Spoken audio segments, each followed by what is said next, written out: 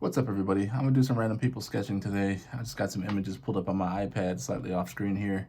I'm gonna be using that for a reference. So I'm just using this Write in the Rain pencil, a white charcoal pencil.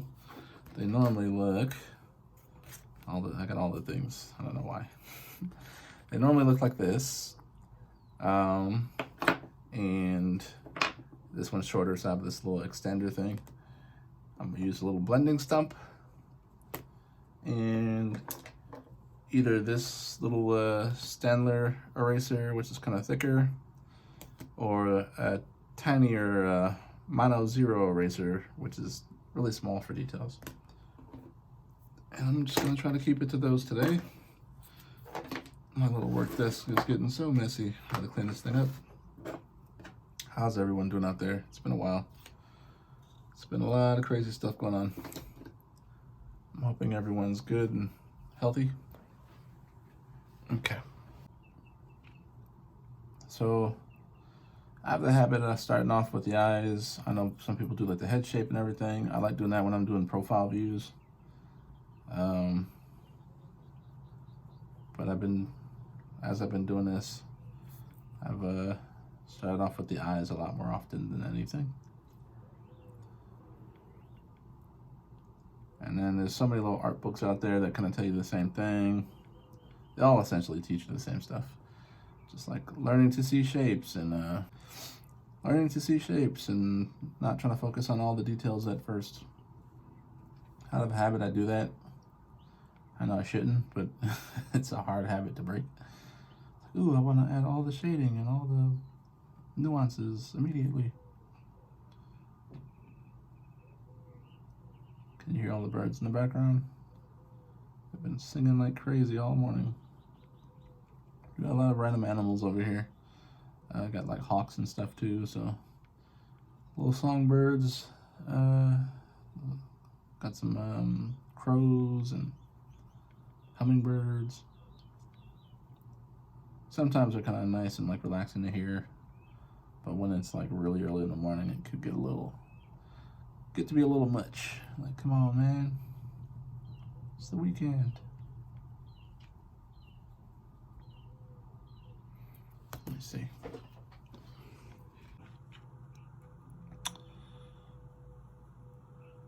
So, here we go. What's been going on with you guys? So, if you want, you can mute this and just watch me draw. I'm just gonna talk to.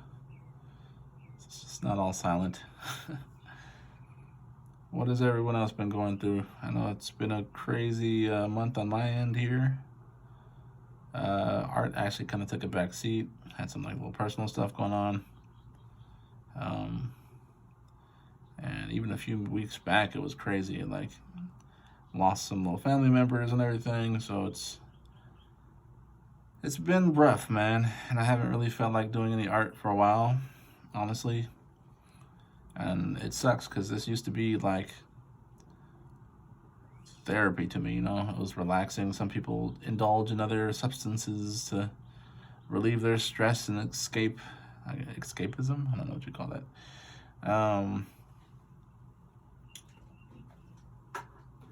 However, sorry, just trying to make all these little changes to my lighting. I don't know if that's any better. Let's see. That's a little bit.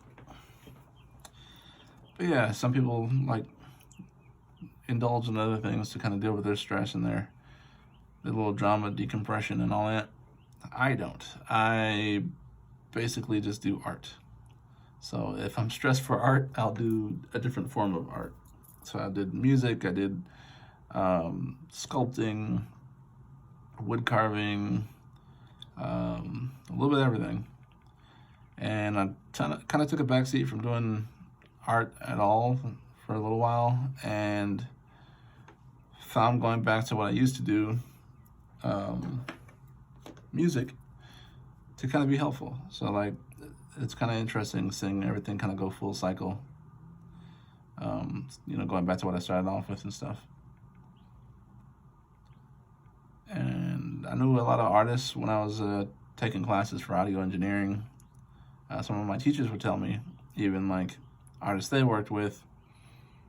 It's interesting. This is kind of soapbox here, but like there's some artists out there who can't create unless they're under like strenuous situations or like they have drama in their life. So apparently there were artists in the industry, I'm assuming new and old, who kind of would intentionally torpedo like relationships even just to have that inspiration to create, which I think is kind of crazy. Well, I shouldn't call it crazy, but it doesn't work for me that way. But it's fascinating that some people actually have to go to that length to create stuff.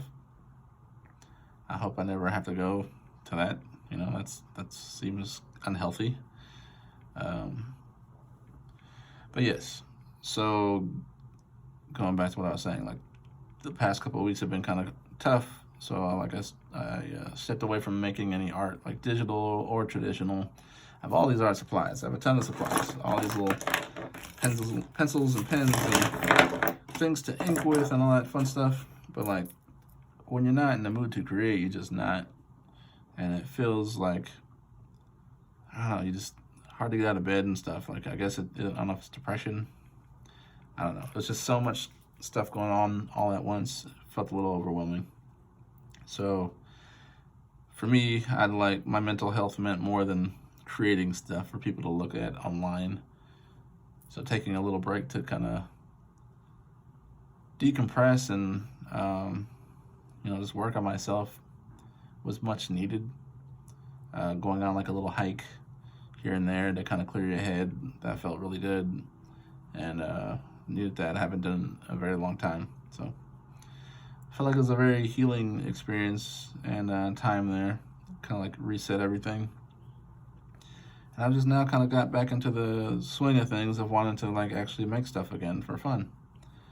Because there was a point where this became stressful. Like I was trying to make a schedule. Oh, I'll release stuff every Wednesday. Every Tuesday I'll work on a video. Every Thursday I'll learn this. And I kind of was getting overwhelmed. I was setting my expectations like way too high, I guess you can say. Because I'm trying to learn different skills. I love learning, so I was trying to teach myself how to use like Blender, which had been fun. I was making almost like a little school schedule. I've been years since I've been in school, but I was setting a little schedule for myself, like, at specific times I would watch these tutorials to learn how to use it. And then life just kind of throws you a curveball. So like I haven't done that in a while. But I'm hoping to get back into it now that I'm feeling a lot better and want to create stuff. Yeah. So I don't know if I want to like make this all creative and artsy or if I just want to actually just draw the face. But I picked these faces again that aren't like your traditional looking like Hollywood glamour shots or whatever. Not all photo retouched. And they're fun to draw, so I think I'll just stick with the original. Try to make it as close to it as I can. So, I guess to fill more space here, a little bit about me. My background isn't at all in art like this. I did music for years. I went to school for audio engineering, and it was a very fun experience. I had some interesting teachers. Some who were, I don't know how you describe that, but I remember I had one who so you pay a lot of, this is before some classes were like free at like City College, for example. Or even like SF State, I guess they have like some free courses. But yeah, I had this one teacher who would never actually teach us during the course. So he was like this old school audio guy who had all these stories to tell, but no lessons to teach. So I was thinking maybe he's just being like subtle and we're supposed to learn the lesson and what he's telling us, but no. It was more so just bragging on stuff like, yeah, I worked on this album and this person with this guy and this lady. And at the end of the class, myself and all the other students were like, yo, what the hell? Like, is he gonna actually show us how to use a compressor? Like, what's parallel compression? How do you use this analog EQ? How do you set up a patch bay?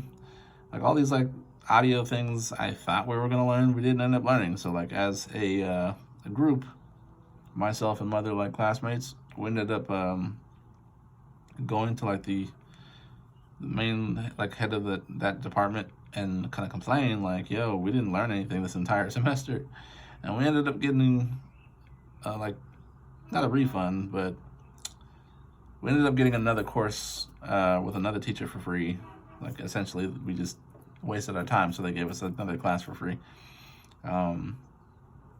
which was cool because we actually did learn in that one. It was just funny seeing people's different working habits and stuff.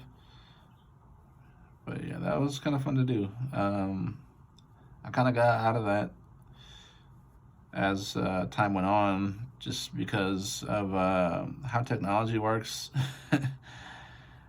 So you can make a decent living as an audio engineer, but I feel like it's a really niche thing.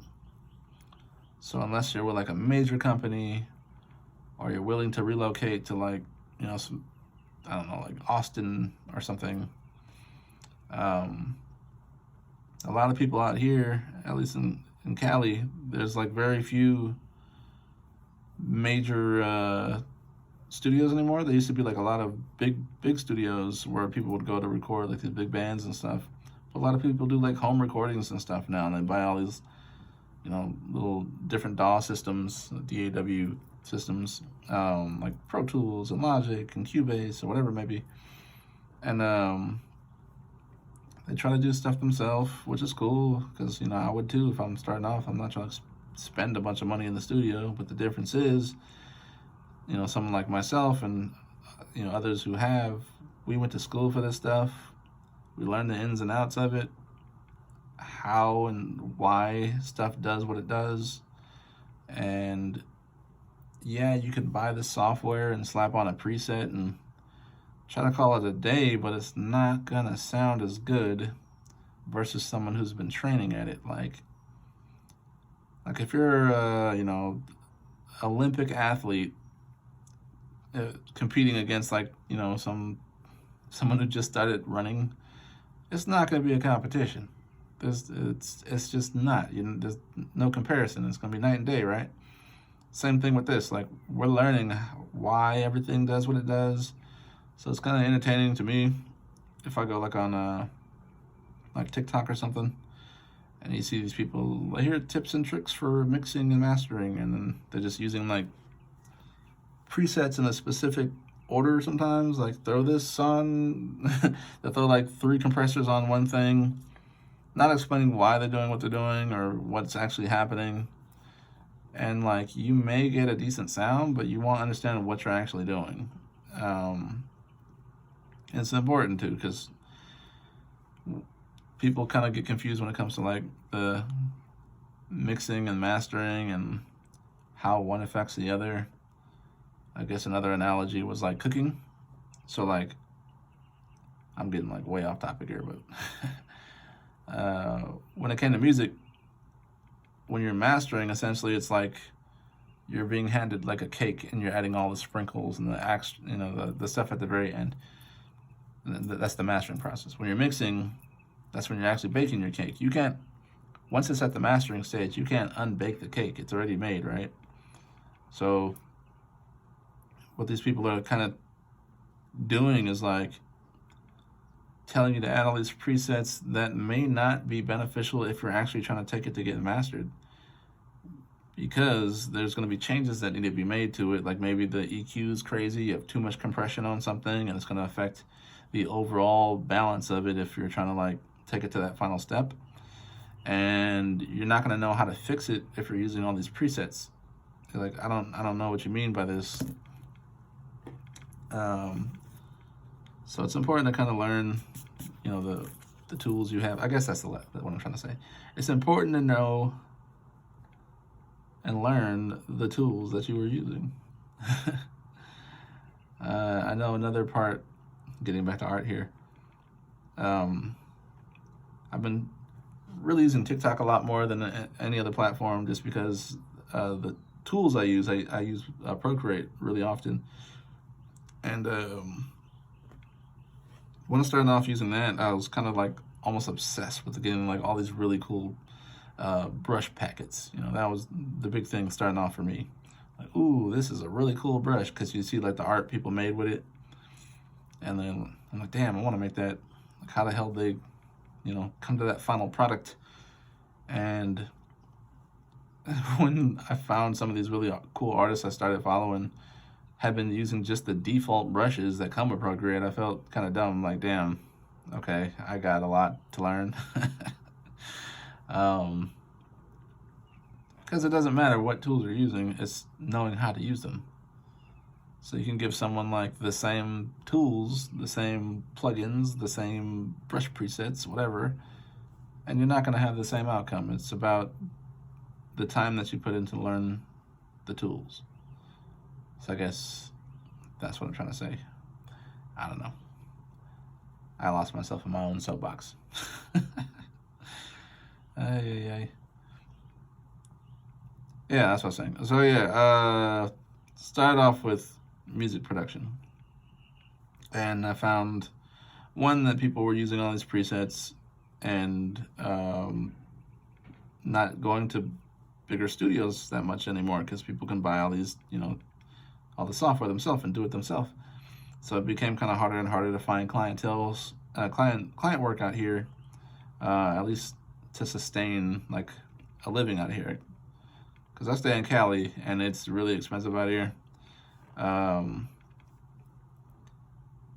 So that was a little heartbreaking, because I put all this time and effort into it, and it's a cool skill that I've used ever since. Like, don't get me wrong, I still edit my own videos, and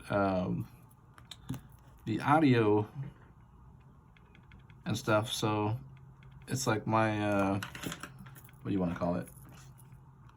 Like my pet peeve when I hear like, I guess, yeah, learning new skills to me is kind of weird, because once I learn something, then I can't unlearn it. So like when I learn video production, I start to notice different stuff in people's videos and how they edit and why they do the things they do.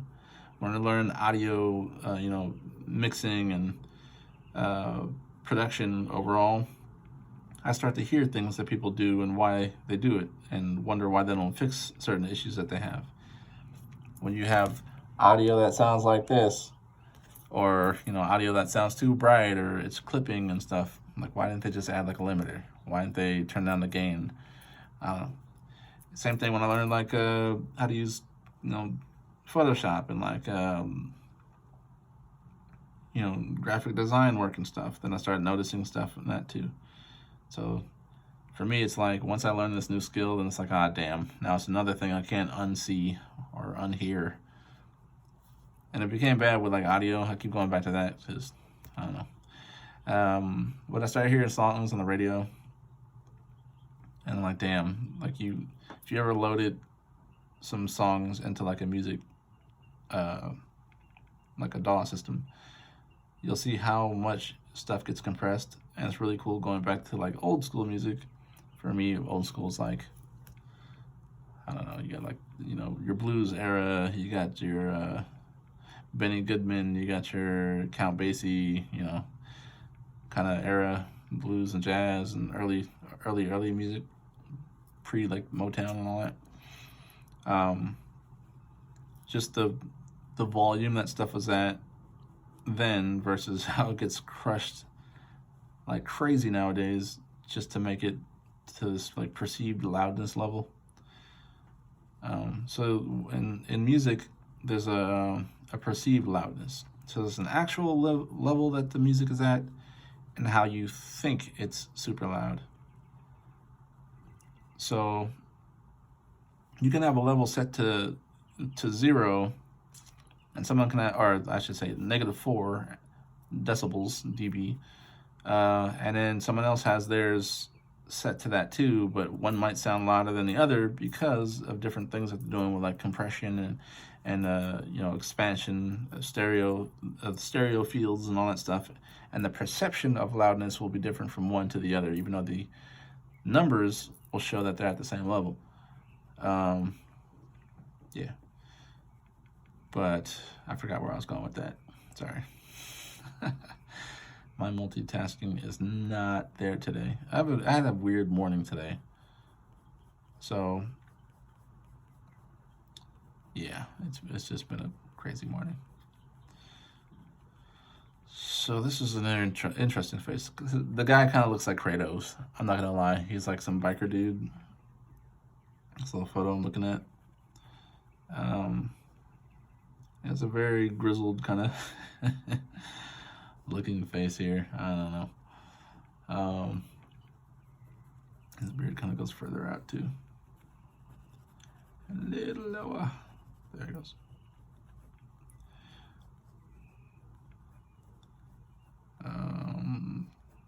That's what I was talking about, like origin story. Okay, yeah. So start off with music stuff.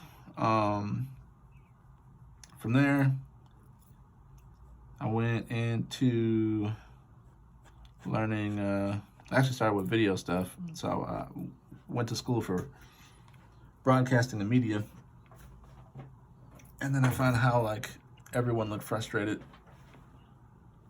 and no one looked happy, and wasn't something I wanted to get into. So then I went into the music thing, and that was fun. Met a lot of cool people there. Learned a whole bunch, and those skills, like I said, they still carry over to everything I do. I constantly like learning different skills like that. And then from there, I went a completely different route, and then went into like fashion. I had linked up with someone back in the day who did some really cool art, and ended up making like some little clothing designs, and had a little clothing company for quite a few years. And yeah, it was fun. And then again, being from Cali, everything's super expensive. So like a lot of stores are closing down left and right, like little boutiques and stuff that at one point you would have been able to get your clothing into. So there's a few ways you can go about fashion stuff like that. If you're like a streetwear brand, I cannot talk today.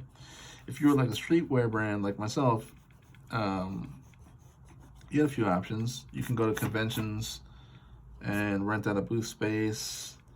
At the time, it could easily cost, because I have conventions in like Vegas and stuff. The booth space alone, for instance, would be like $10,000. Then the cost to get your items to that location, you know, to fly it out there, would be X amount.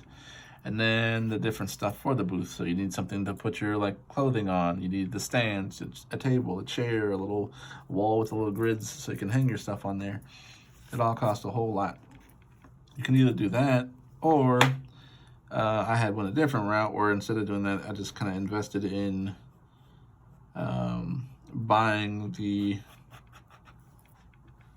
buying everything myself, and initially had outsourced to have someone print my stuff, and it was just getting too expensive. So I learned how to do it myself, because again, I just like learning new skills.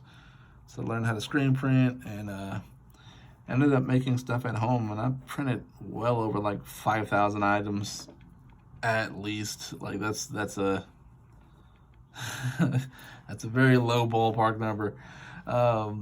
And then use the money that I would have spent on the booths to actually like get it into boutiques and stuff out here. So going to different like shows they had out here, like parades or local events, and buying the booth space out there is like, you know, maybe $200, $300. And it might be for a couple days, it might be for a single day, depending on the event. And then selling items that way. And it was fun for, you know, when I had this thing going, I'm not gonna lie. And it was exciting when I'd see people in the street with my stuff, and I always wanted to kind of like run up to them like, oh, you're wearing my stuff. Let me get a picture with you. But I felt like that would be kind of weird. But I was also working for a gym, which I'm not gonna name the gym, but I was working for a popular gym out here, and I've seen a few people wearing my stuff, and I'd always I wouldn't call it trolling, but I was definitely, I wanted to see what they would say. I was like, oh my God, it's an amazing shirt. Where'd you get that? Who designed it? Just to see what they would know. And little did they know, they're standing in front of the artist, and he works behind a desk at a gym.